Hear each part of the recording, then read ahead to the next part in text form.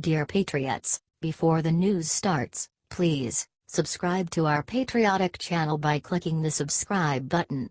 Give us a thumbs up to this video. Don't forget to leave your opinion below in the comments section. Share the news on Facebook and Twitter so you friends see it. Thank you. Protestant Al Gore says he might become a Catholic for a ridiculous reason. Former presidential candidate Al Gore failed to win the election in 2000, so he suddenly got behind the trendy issue of global warming, and it led him back into the spotlight. Now that his party is out of power during Trump's presidency, he clearly feels the need to become relevant again, so he is pushing another global warming documentary. He has been making the media rounds, telling Democrats what they want to hear, and even claimed that he could ditch his adherence to the Southern Baptist Church. Said Gore during a CNN town hall to liberal Catholic Father John S. Rausch, "I'm a Protestant, but I'll tell you, because of Pope Francis, I really could become a Catholic. He is really an amazing spiritual leader." He then said would like everyone from all religions to read Pope Francis's environmental letter Laudato Si. He continued, "Now I was taught in my church that the purpose of life is to glorify God, and if we are heaping contempt on God's creation, then we're not living up to the duty that God is calling us to. And so the way we live our lives is definitely connected to this. It's not a political issue, it is a moral and spiritual issue. And thank you for bringing that up." Gore has been effusive in his praise of Francis, saying previously, "I think Pope Francis is quite an inspiring figure really. I've been startled with the clarity of the moral force that he embodies. And I know the vast majority of my Catholic friends are just thrilled to the marrow of their bones that he is providing this kind of spiritual leadership." Do you think Gore has strayed from his Baptist faith?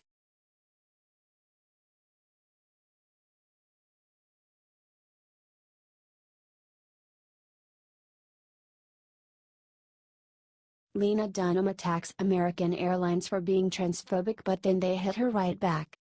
Liberal extremist and girls actress Lena Dunham went on an online rant against American Airlines for supposedly being transphobic. "Not gonna call out the airline who delayed 'cause SHT happens, but I did just overhear two at American Air attendants having a transphobic talk," tweeted Dunham.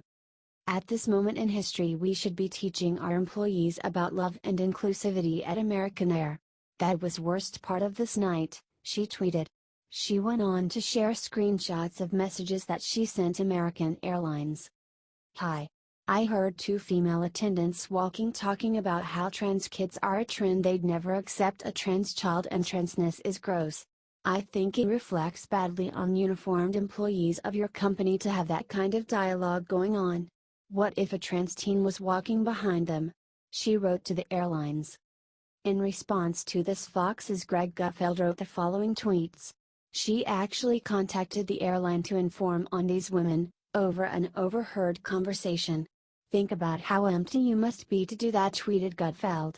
1984, Big Brother is watching you. 2017, Big Lena is watching you, tweeted Gutfeld. The airlines eventually responded that her claims were completely unsubstantiated. "We always look into complaints from customers, but at this time, we are unable to substantiate these allegations," a spokesperson for American Airlines told Fox News.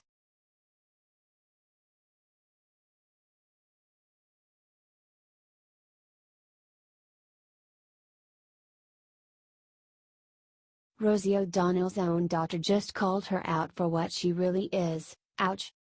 Liberal television personality Rosie O'Donnell never seems to stop hurling insults at Donald Trump. She started long before Trump became, and she ramped it up significantly since Trump began his successful run for the presidency. Nothing seems to be out of bounds for Rosie, who kicked off the liberal hate storm against President Trump's preteen son Barron, claiming via her Twitter account that she thinks he is autistic. Unfortunately for O'Donnell, she has no shortage of issues with her own daughter Chelsea O'Donnell, who recently pointed out what a hypocrite Rosie truly is. Rosie is always preaching the need to be tolerant of alternative lifestyles, and freely calls Trump and his conservative allies closed-minded bigots and, worse yet, crazy. Rosie's daughter, however, described how her supposedly sane and open-minded daughter flipped out on her for getting a tattoo. Said Chelsea to the Daily Mail, "It was pretty late at night. A couple of weeks prior, I had gotten a tattoo. Rosie O'Donnell had spyware on my phone so she could see pretty much everything I did. A drunk Rosie, empty wine bottle in tow, reportedly entered Chelsea's bedroom, locked the door and told her if she didn't show her the tattoo she could kill her." Described the younger O'Donnell, "She told me if I didn't show her, if I tried to leave, that she would hit me with a wine bottle, call the police and tell them that I had attacked her. She was holding it above her head and coming after me in her room. She kept trying to run after me and saying that if she really wanted to she could kill me, she's that strong." She continued, "I didn't go to the police because of who she is. She would have tried to say I was crazy and they just wouldn't believe me. She does things that are going to make her look good. She lied about kicking me out by saying that I'm missing and making everyone all worried. Do you think Rosie is seriously disturbed?"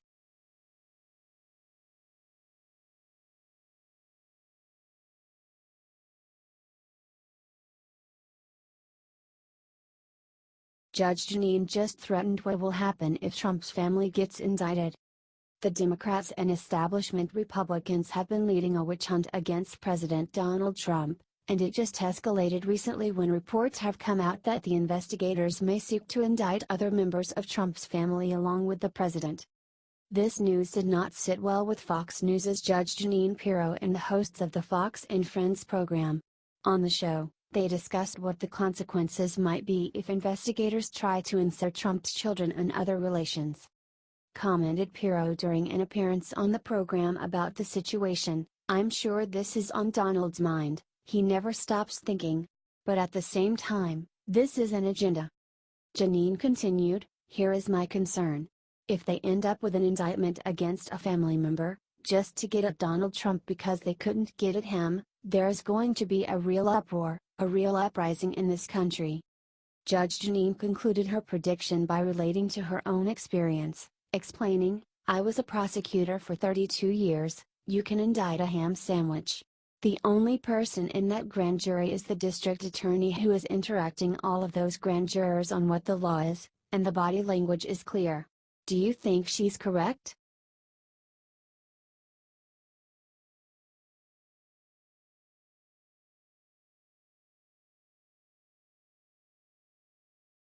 Lib Martin Sheen just said a nasty thing about Americans to Canadians, "It's so insulting.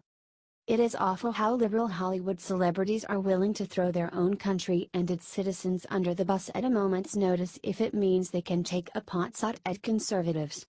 This was recently shown once again when liberal activist and Apocalypse Now and the West Wing actor was in Canada and told a reporter that he was relieved that his PBS show Anne of Green Gables films there instead of in the United States. Said a reporter to fictional TV president Sheen, "As former president of the United States, you set a high standard for the office," and continued, "I can't let this go by without asking if you would like to say a few words about the current president." Responded ultra-liberal Martin, "We were doing so well without any mention of that dark force. So let's leave it right there where it belongs. I don't want to give him any more airtime than we have to." Throwing shade at Americans, he added that he is always delighted. So relieved to leave the land of lunatics. He continued, "Ridiculously, for me, going into Canada, they know when I'm there how giddy I am, and love the country and the culture. Canada is still now very much like the culture I grew up with in Dayton, Ohio in the 50s. Why do liberals hate America so much?"